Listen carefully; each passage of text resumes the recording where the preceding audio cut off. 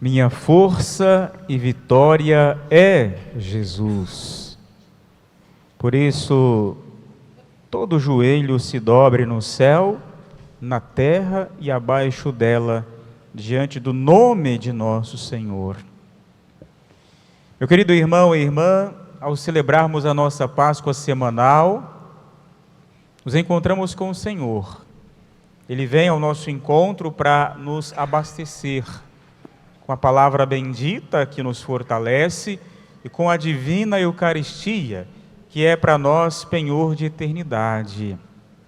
Somos por Ele amparados, socorridos, protegidos e curados para continuarmos este caminho, este peregrinar na direção do coração de Deus. Para lá deve ser orientada toda a nossa vida. E no Evangelho de hoje ouvimos, uma vez mais, o Senhor que nos convida a trabalhar na sua vinha. Se você se recorda bem, semana passada, domingo, o Senhor foi por diferentes horários convidar os trabalhadores para a sua vinha. Hoje é o Pai que chama 2 dos seus filhos para irem até a vinha e ali trabalharem. Mas a atitude dos filhos é completamente diferente uma da outra.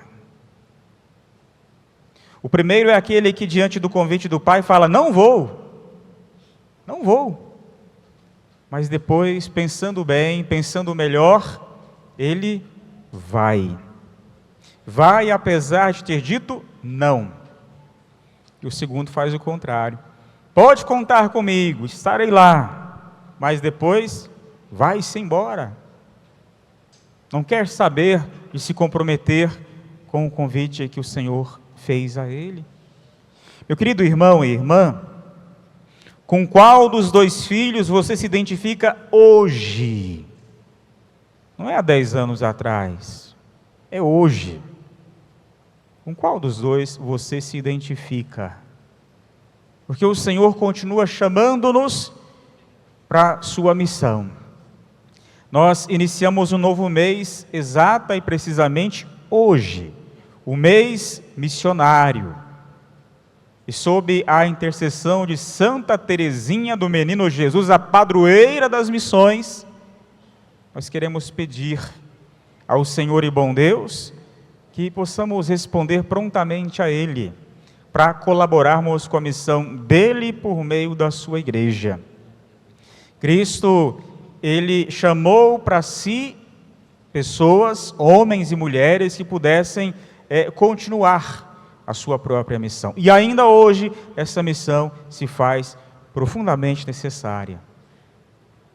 E é a igreja que tem a missão de evangelizar, tendo Cristo como cabeça, sendo conduzida e orientada pelo Espírito Santo. Portanto, cada batizado, cada batizada foi e é chamado por Deus. Mas a pergunta para você é: o que é que você tem dito para o Senhor? E mais ainda, mais do que aquilo que você tem falado, o que é que você tem feito por Deus? Porque de repente você fala uma coisa e faz bem outra. Evangelho de hoje. Eu amo a Deus sobre todas as coisas. Eu amo o Senhor. Mas na concretude da sua vida, nas suas ações, práticas, além das suas palavras, isso se manifesta? Se manifesta aquilo que você professa ou não? É só da boca para fora. O Evangelho de hoje faz um alerta seríssimo sobre isso. E nos convida a termos essa atitude de quem é amado por Deus e quer corresponder ao amor que primeiro nos amou. Com generosidade, com gratidão, com abertura de coração, não com fechamento, com barreiras, com obstáculos e com muros. Por que Jesus fala desta parábola quando conversa com os sumos sacerdotes de então e com os anciãos, ou seja, os sábios daquele tempo, as lideranças de então? Eles, na verdade, são identificados pelo Cristo nesta parábola com aqueles que dizem: sim, nós cremos em Deus, nós o amamos sobre todas as coisas, mas na hora do vamos ver, quando o Senhor aparece, quando o Messias chega, o Cristo, eles se fecham, eles não o acolhem, eles ignoram a luz que está diante deles para permanecerem nas trevas. E o que é que você tem feito, meu irmão e irmã? Porque mais do que olhar para a atitude de então, do Evangelho, a palavra é um convite para olharmos para nós. Cada um olhe para si mesmo e se avalie diante da palavra santa do Senhor, que perscruta a nossa vida, que chega nas realidades em que nós mesmos nem sequer imaginamos e conseguimos chegar. O próprio Deus tem o poder de chegar. E hoje nós pedimos que esta palavra santa possa nos abençoar, nos curar, para que possamos viver uma vida plena, seguindo a Jesus contentes, obtendo dele a força, tendo os mesmos sentimentos que havia no coração dele, para vencermos. Que todo joelho se dobre em atitude de profunda adoração, o que agora fazemos nesta Santa Missa, adoramos o Senhor, mas a nossa adoração aqui deve ser continuada quando voltarmos para a nossa casa, irmos para o nosso trabalho, ou seja, levar a luz do Cristo onde quer que estejamos. E é interessante que o Cristo, ao falar para aqueles que se achavam já garantidos, santos e irrepreensíveis, porque sabiam muito, ele fala assim, palavra dura, hein? As prostitutas e os publicanos vão preceder vocês no reino dos céus. Como quem diz assim, acorda para a vida, abra-se a graça que é Jesus, não se feche para Ele, abandone o pecado, a vida velha, a vida de mentira, que o seu sim seja sim, que o seu não seja não, não fique em cima do muro, mas decida-se por Jesus. E quando nós ouvimos isso, nós nos perguntamos, mas as prostitutas e os pecadores publicanos, será que Jesus está batendo palma para o pecado? Será que Ele está nos incentivando a trilharmos o caminho do erro? Não. Os pecadores públicos precederão os doutores, os sacerdotes de então, porque se converteram. Está aí a atitude fundamental do Evangelho de hoje. Ai, padre, eu sou pecador, minha vida não tem mais jeito. Tem jeito sim. Se você se abre ao Senhor, a graça que Ele te concede, claro, muito mais do que a sua força que se faz necessária, é a graça de Deus que é derramada. Peça em oração, clame ao Senhor, quando dobrar o seu joelho, quando recitar o seu Santo Terço, quando ler a Sagrada Escritura, peça a graça de se converter cada vez e sempre mais ao Senhor dos Senhores, abandonando a vida velha de mentira, e se voltando para a verdade, para o amor e para o perdão, que é o próprio Senhor que se encarna. Abandonar o pecado. Deus não quer a morte do pecador, mas que ele se arrependa, se converta e tenha vida, e não qualquer vida, vida abundante. Por isso que os pecadores públicos vão preceder, que abandonaram o pecado, não ficaram na mesma vida. Essa é a diferença fundamental do Evangelho de hoje em relação aos que se achavam já santos e irrepreensíveis, mas se fecharam para o divino Salvador que estava ali diante deles. Aguardaram por tanto tempo a vinda do Messias, quando ele chegou, ficaram indiferentes. Ficaram indiferentes. Quantas vezes, queridos irmãos e irmãs, nós dizemos sim para Deus da boca para fora, mas dizemos por nossas atitudes, não. Nosso pecado, nosso distanciamento. Ah, não vou não quero me comprometer com Jesus. Já fui batizado, mas depois eu vou. E o Cristo fala assim, João veio para vocês num caminho de justiça e vocês não acreditaram nele. Agora diante deles estava a própria palavra do Pai, a mesma coisa aconteceu, não acreditaram, se fecharam. E aí, nós ouvimos lá da profecia de Ezequiel, o povo que estava no pecado e permanecendo no pecado, numa atitude de coração petrificado dizia assim para Deus: vejam só, a conduta do Senhor não é correta, Deus está errado, eu é que estou certo no meu pecado. Quanta gente ainda hoje faz a mesma coisa, apesar de essa palavra estar há tanto tempo distante da gente, é profundamente atual. Ah não, Deus está errado, eu que estou certo, eu que sei o que é melhor para mim. Quem é Deus? A atitude do povo de Israel naquele momento. Ouvi vós, casa de Israel, é minha conduta que não é correta, ou antes é a vossa conduta que não está correta? Ô Israel, a paciência de Deus com os filhos pecadores que Ele tem, cabeça dura, esses filhos. Mas Deus, querido irmão e irmã, é misericordioso.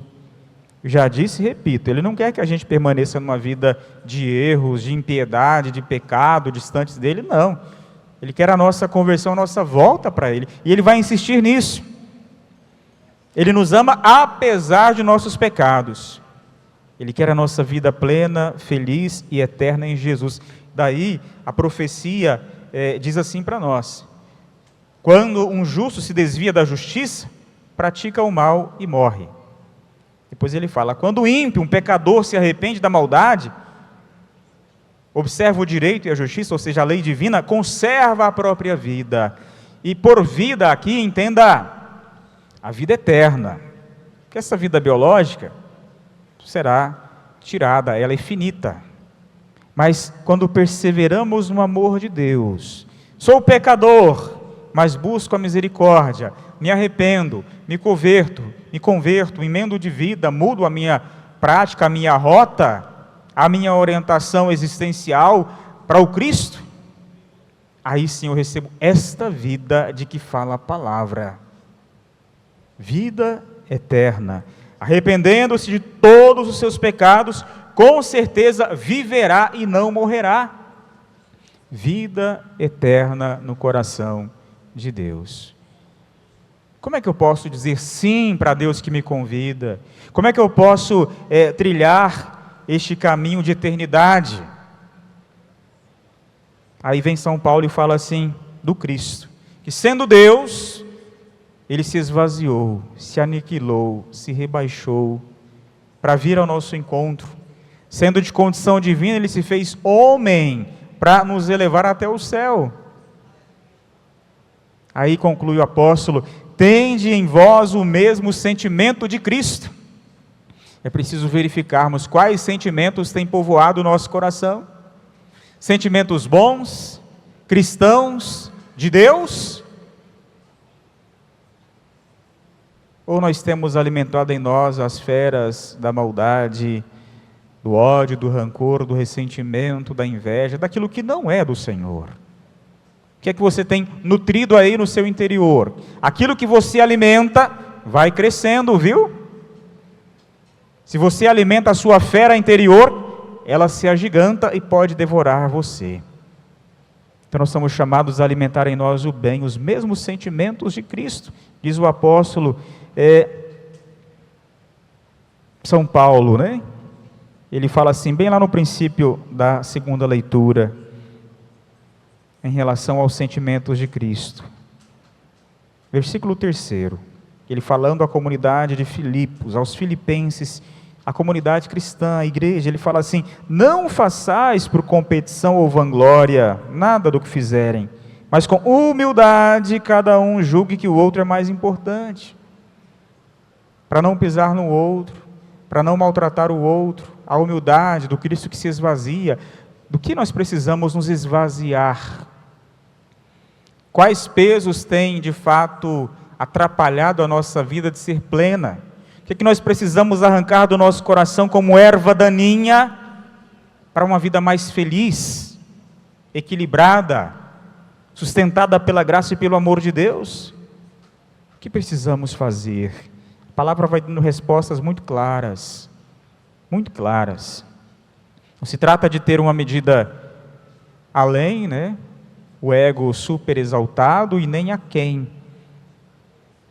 Nem aquém, a autoestima baixa, mas a justa medida. Eu sou filho de Deus, muito amado por Ele. Isso basta para que eu possa viver a minha vida confiando no Senhor, me unindo a Ele para ter condições de ir além, sem desanimar, mesmo quando o vento é contrário. Eu sei em quem depositei a minha esperança, a minha fé. Eu sou filho da luz. Cada um não cuide somente do que é seu, mas também do que é do outro, diz o apóstolo. Na experiência cristã, na vida de irmãos, não se preocupar apenas com o nosso eu, não olhar apenas para o próprio umbigo, mas também cuidar, estender a mão para o outro, meu irmão. Então peçamos, queridos irmãos e irmãs, a graça de crescermos naquilo que nos diz a palavra, no amor de Deus. Ele primeiro nos amou e quer derramar sobre a nossa vida muito, muito, muito mais bênção, graça e paz, mas é preciso abertura, compromisso com o Senhor que nos chama a segui-lo e vivermos a nossa missão. Ai de mim se eu não evangelizar, já diz São Paulo. É missão de todos nós. Deixemos a voz do Senhor ecoar em nossa vida e lhe correspondamos com muita generosidade, amor e fidelidade. Assim seja. Amém.